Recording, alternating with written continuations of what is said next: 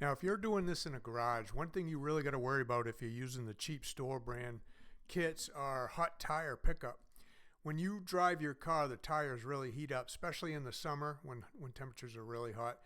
You drive those hot tires over an epoxy coating that isn't high quality, the temperature from those tires is going to just rip that epoxy right off the concrete. You know, a lot of the big box stores sell water-based epoxy kits, and especially if they're only like a one part, if some of them aren't even two part epoxies, where they have a part A and a part B, the solids is one part, the solvent is the other part.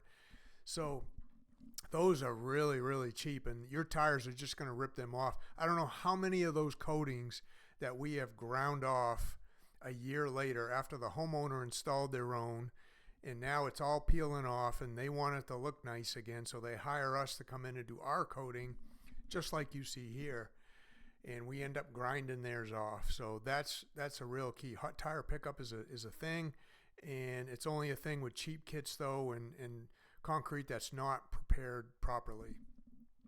So another myth is moisture. Like, you have to know if you have moisture coming up through your concrete, and you have to know how to test for that. You can't just go laying out epoxy on concrete, and what you're basically doing is you're sealing up the surface. So if there is moisture coming up through the slab, and it usually comes up as vapor, like sometimes you don't even notice it because it evaporates when it gets to the surface.